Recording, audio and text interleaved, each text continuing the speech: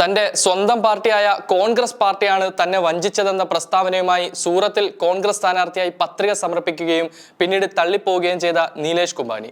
പത്രിക തള്ളിപ്പോയതിനെ തുടർന്ന് സൂറത്തിൽ നിന്ന് അപ്രത്യക്ഷനായ കുംഭാനി 20 ദിവസങ്ങൾക്ക് ശേഷമാണ് ഇപ്പോൾ തിരിച്ചെത്തിയിരിക്കുന്നത്.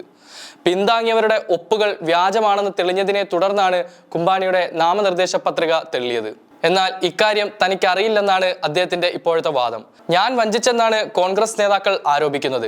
2017 കാമരേജ് നിയമസഭാ സീറ്റ് അവസാന നിമിഷം നിഷേധിച്ച് പാർട്ടിയാണ് എന്നെ ആദ്യമായി വഞ്ചിച്ചത്, ഞാനല്ല. കോൺഗ്രസ് ആണ് ആദ്യം തെറ്റ് ചെയ്തത്. സ്വയം പ്രവർത്തിക്കുകയോ മറ്റുള്ളവരെ പ്രവർത്തിക്കാൻ അനുവദിക്കുകയോ ചെയ്യാത്ത 5 സ്വയം പ്രഖ്യാപിത നേതാക്കളാണ് പാർട്ടിയെ ഇവിടെ നയിക്കുന്നത്. ഇതിൽ പ്രവർത്തകർ അസംതൃപ്തരാണ്. ഇന്ത്യ സഖ്യത്തിന്റെ ഭാഗമായ AAP നേതാക്കൾക്കൊപ്പം പ്രചാരണത്തിനിറങ്ങിയ എന്നെ ഈ നേതാക്കൾ എതിർത്തു, കുംഭാനി ആരോപിച്ചു. പത്രിക തള്ളിയതോടെ കേസ് കൊടുക്കാൻ അഹമ്മദാബാദിലേക്ക് പുറപ്പെട്ടതാണെന്ന് കുംഭാനി പറയുന്നു. പക്ഷേ തന്നെ കോൺഗ്രസ് നേതാക്കൾ കുറ്റക്കാരനാക്കിയതിനാൽ ആ നീക്കം ഉപേക്ഷിക്കുകയായിരുന്നു. പാർട്ടി സംസ്ഥാന അധ്യക്ഷൻ പരേഷ് ധനാനിയോടുള്ള ബഹുമാനം കൊണ്ടാണ് ഇത്രയും ദിവസം പ്രതികരിക്കാതിരുന്നത്.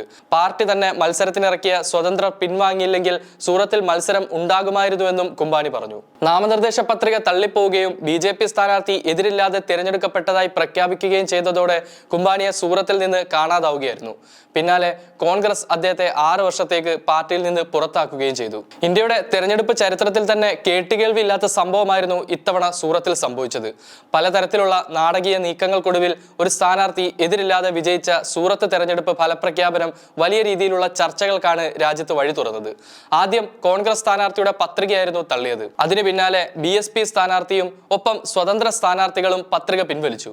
ഇതോടെയാണ് രാജ്യം ഒന്നടങ്കം ആ അപൂർവ കാഴ്ച കാണുന്നത്. BJP സ്ഥാനാർത്ഥി മുകേഷ് ദലാൽ തെരഞ്ഞെടുപ്പിന് മുൻപേ എതിരില്ലാതെ തെരഞ്ഞെടുക്കപ്പെട്ടിരിക്കുന്നു. മുകേഷ് ദലാലിന്റെ ഈ ദുരൂഹ വിജയത്തിന് പിന്നിൽ BJP ആണെന്നും തെരഞ്ഞെടുപ്പ് റദ്ദാക്കണമെന്നും ആവശ്യപ്പെട്ട് കോൺഗ്രസ് അന്ന് തെരഞ്ഞെടുപ്പ് കമ്മീഷനെ സമീപിച്ചിരുന്നു. മെയ് 7 വോട്ടെടുപ്പ് നടന്ന ഗുജറാത്തിൽ പത്രികാ സമർപ്പണം പൂർത്തിയായപ്പോൾ തന്നെ BJP അക്കൗണ്ട് തുറന്നിരുന്നു. സൂറത്തിലെ BJP സ്ഥാനാർത്ഥി മുകേഷ് ദലാലാണ് എതിരില്ലാതെ തെരഞ്ഞെടുക്കപ്പെട്ടത്. പത്രികാ സമർപ്പണം പൂർത്തിയായതിനു പിന്നാലെ തുടങ്ങിയ നാടകീയ നീക്കങ്ങളാണ് മുകേഷ് ദലാലിനെ വിജയത്തിലെത്തിച്ചത്. കോൺഗ്രസ് സ്ഥാനാർത്ഥിയായിരുന്ന നീലേഷ് കുംഭാനിയെ പിന്താങ്ങിയ 3 പേർ തങ്ങളുടെ ഒപ്പ് വ്യാജമായി നീലേഷിന്റെ പത്രികയിൽ ഉൾപ്പെടുത്തിയെന്ന് സത്യവാങ്മൂലം നൽകിയായിരുന്നു പിന്മാറിയത്. ഇതാണ് നാടകീയ നീക്കങ്ങൾക്ക് തുടക്കം കുറിച്ചതും. പിന്നാലെ നീലേഷ് കുംഭാനിയുടെ പത്രികയും തള്ളി. ഒപ്പം കോൺഗ്രസ് ഡമ്മി സ്ഥാനാർത്ഥിയായി നിർത്തിയ സുരേഷ് പടസലയും സമാന രീതിയിൽ പുറത്തായി. പത്രിക പിൻവലിക്കാനുള്ള അവസാന ദിവസം 7 സ്വതന്ത്ര സ്ഥാനാർത്ഥികളും പിന്മാറിയതോടെ മുകേഷ് ദലാൽ എതിരില്ലാതെ തിരഞ്ഞെടുക്കപ്പെടുകയായിരുന്നു.